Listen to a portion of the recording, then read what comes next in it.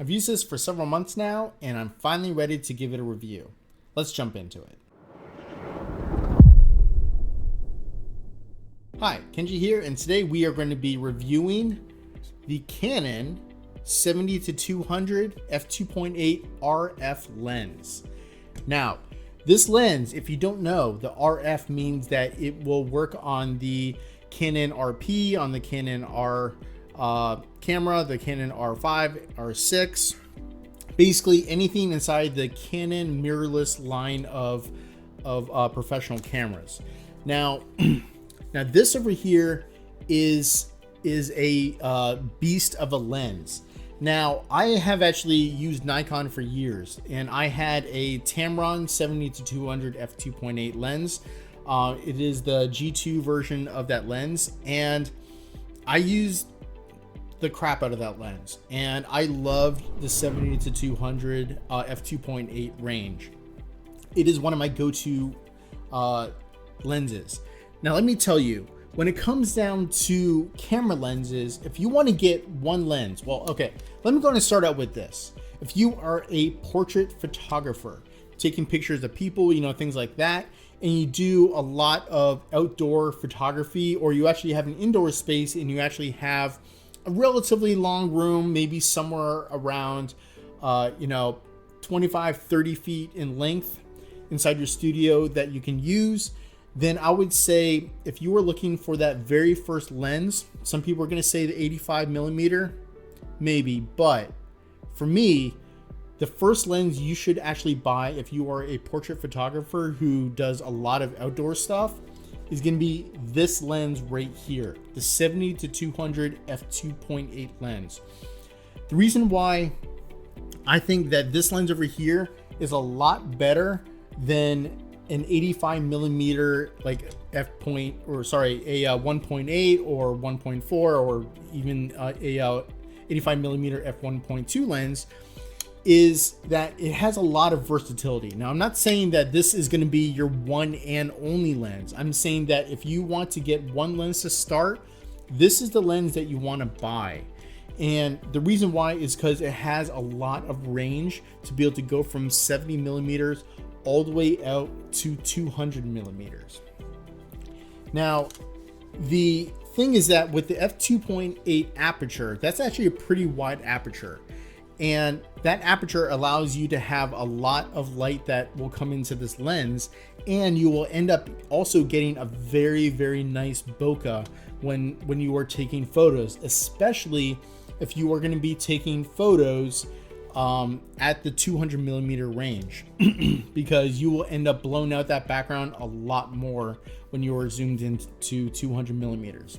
A lot of times I don't even shoot down at f2.8. A lot of times I stop down to f3.5 or f4, but sometimes if I really want to blow out that background and I've already gotten my safe shots in and I know that I have some that I can use, I'll take a chance. I'll say, hey, you know what, let's go ahead and do that one more time. I just want to change a couple settings, and I will basically knock it down to f2.8 and I will take a couple shots, and if those actually work out where the focus is spot on and I don't have a problem where it slightly missed focus, then I'm going to go ahead and use that f2.8 shot over like the f4 or f5.6 shot. Now, let's go ahead and talk about some of the features on this lens before we start talking a little bit about my thoughts on whether this is actually worth the price tag, because this guy over here, this comes in at $26.99, $2,699. And you know what? I bought this lens for $2,699, and I would do it again because that's how much I love this lens. This lens is amazing. Toward the end of this video, I'm also going to go ahead and throw in a sequence where I actually show you the autofocus performance as well. Let's go ahead and talk about some of the other aspects on this lens first. As I said before, this has a focal length of 70mm to 200mm, and it has an aperture that is at its widest is f2.8. and that is f2.8 all the way through the zoom range from 70 millimeters all the way up through 200 millimeters. Some of the cheaper lenses, that have maybe, let's say, a 3.5 millimeter aperture, it will not be 3.5 millimeter aperture all the way up through the zoom range. It'll be 3.5 millimeter at its widest, but then once you zoom in to, let's say, 200 millimeter, you're going to be sitting at 5.6, or most likely you're going to be sitting at 6.3 for the aperture. Whereas this over here, it's f2.8 all the way through that zoom range, and that is really what you want when it comes down to a professional lens. The second thing is that this thing over here has a minimum focus distance of 2.3 feet. Now, 2.3 feet is really, really close. That's probably about, let's see, that's 1 foot, 2 foot.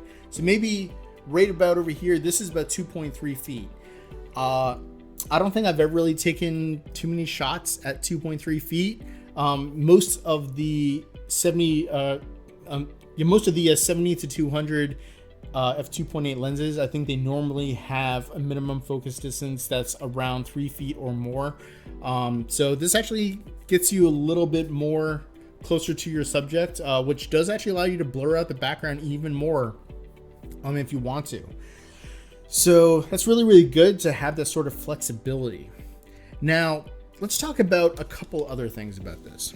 The actual filter thread on this, around here or on the inside over here, is a 77 millimeter filter thread.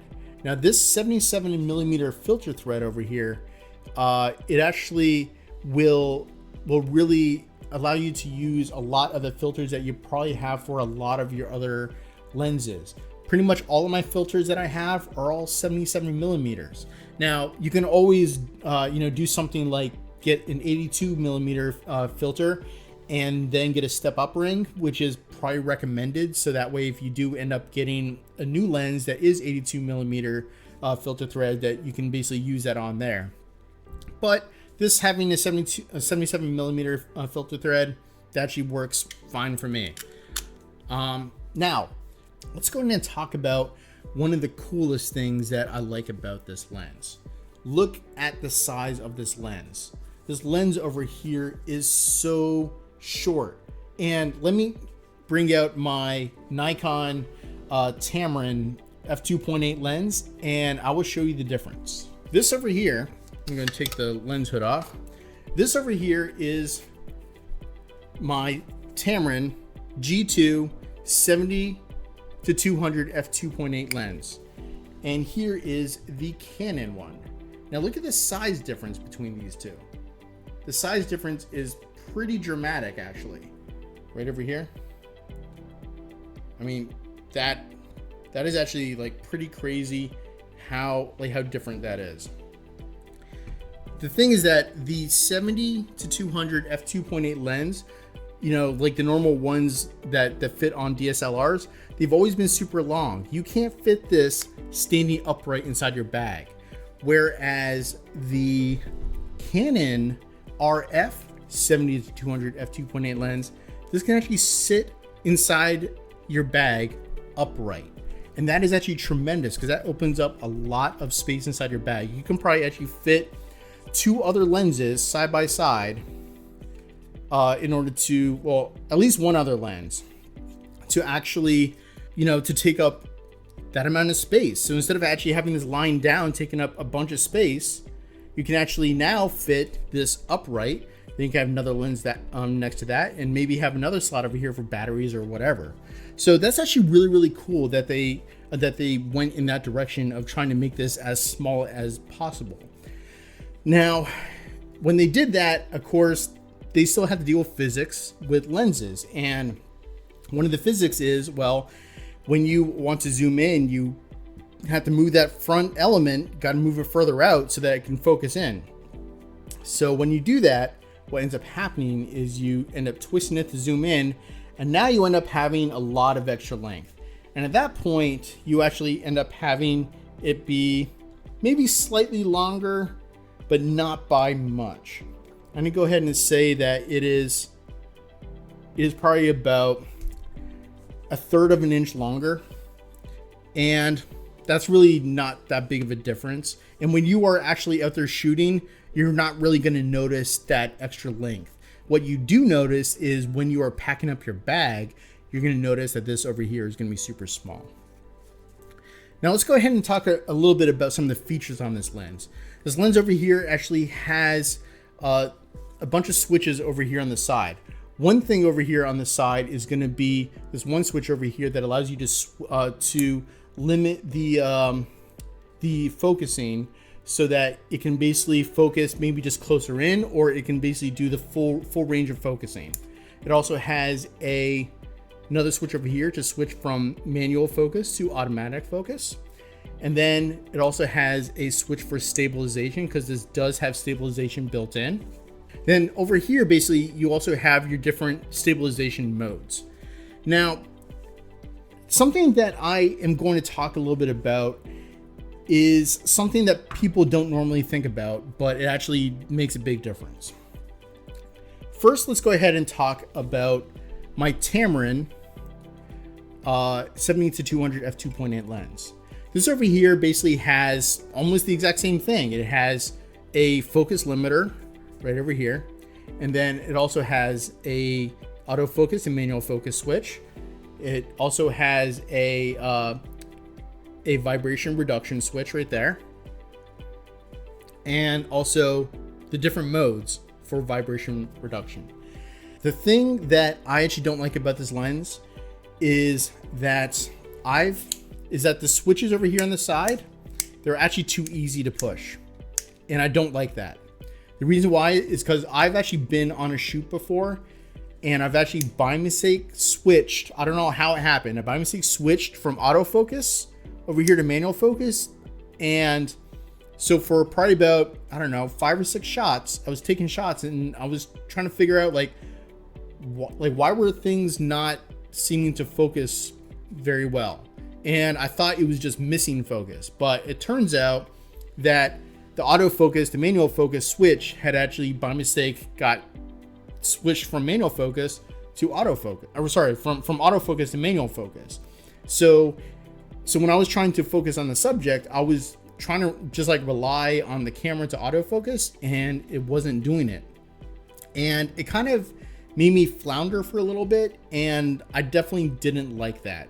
And the focus motor inside here is actually super, super quiet, which is good, but it's also bad in the fact that I couldn't hear that it wasn't focusing.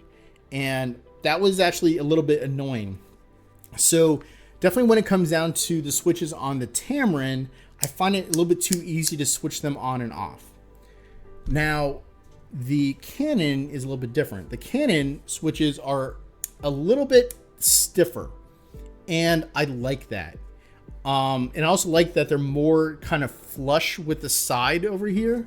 The fact that they are more flush with the side over here makes it so that I probably won't by mistake knock the switches out of their modes very easily.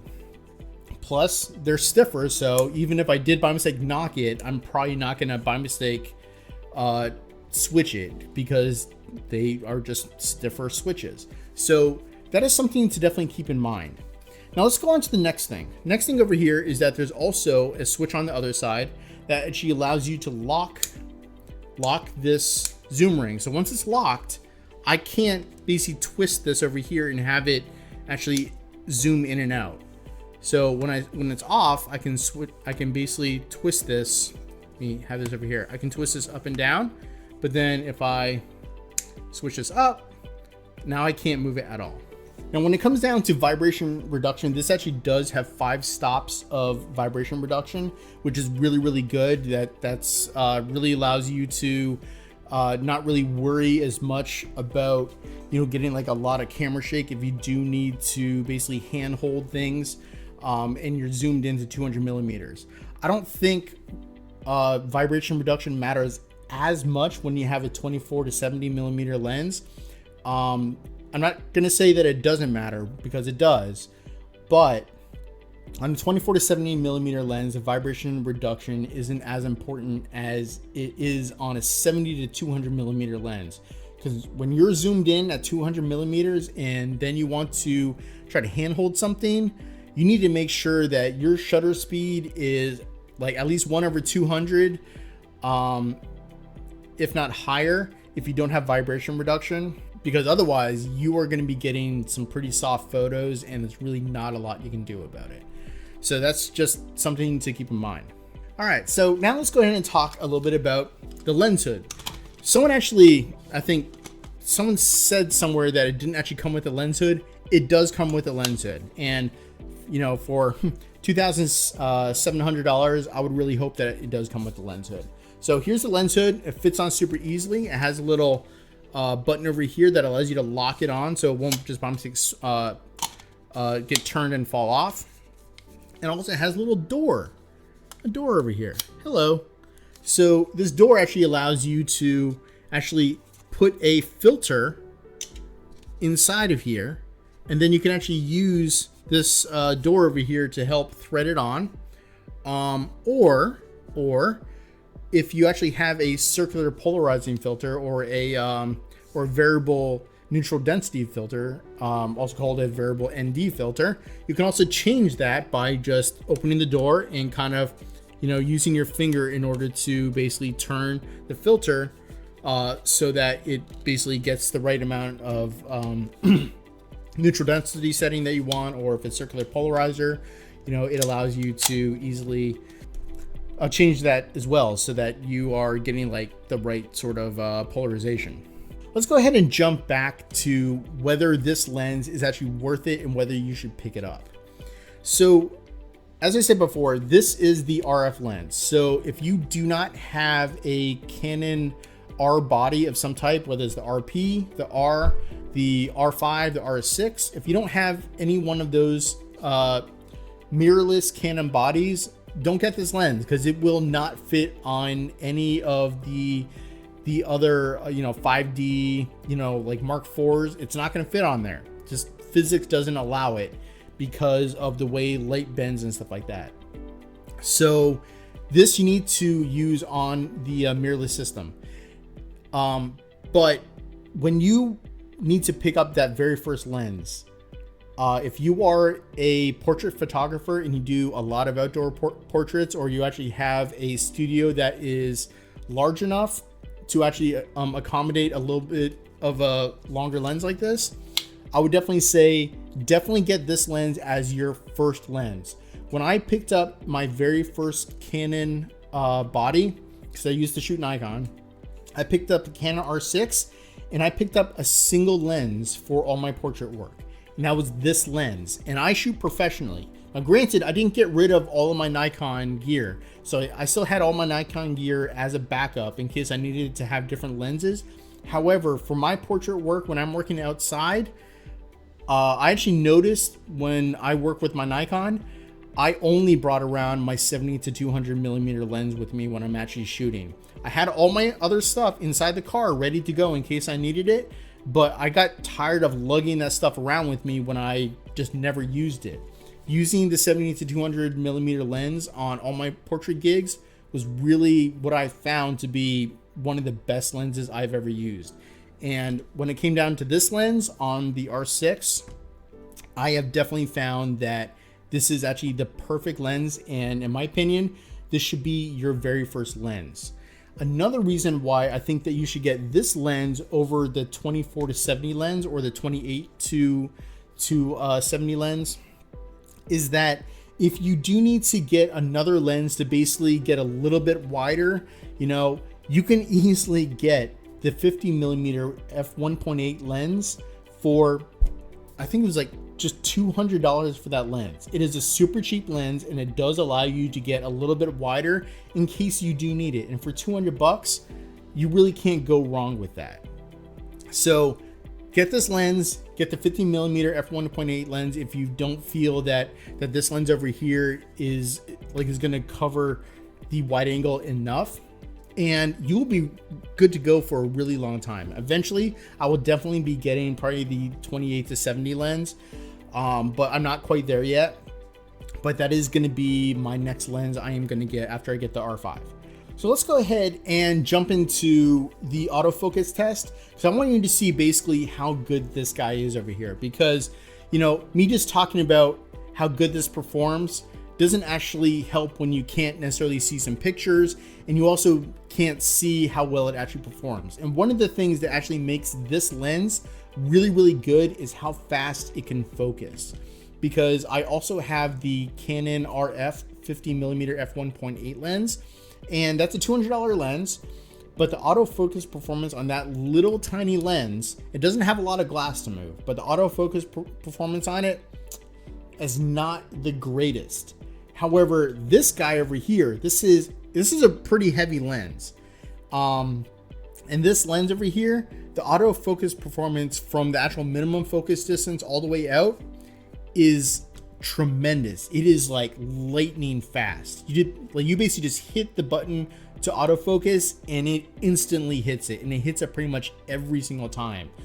Like I've definitely noticed that when I switch from my Nikon DSLR over to the R6 using this lens, I've noticed that I've actually changed how I shoot because of the R6 and this lens over here.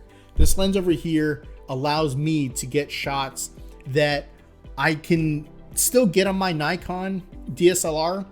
However, in order to get that same shot on the Nikon, I would probably take a good 4 to 6 shots just to make sure that I don't get into post and I find out that it missed focus here, missed focus there, missed focus here. You know, I would want to get like a good like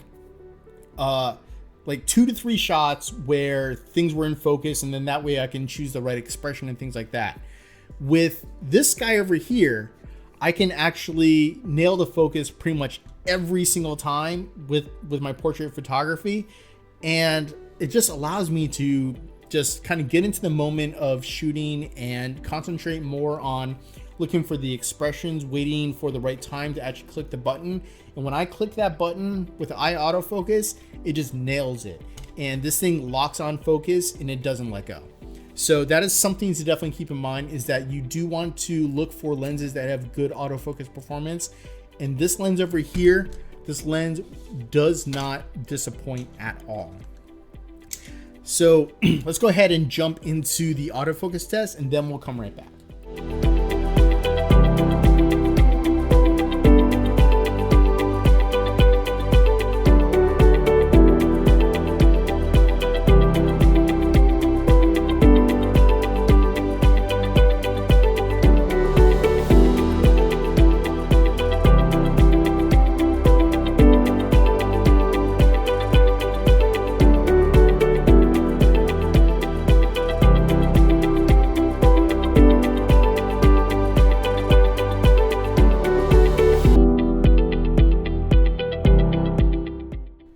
So as you can see, the autofocus performance on this lens over here is amazing, and I think that you would not have any problems with this at all.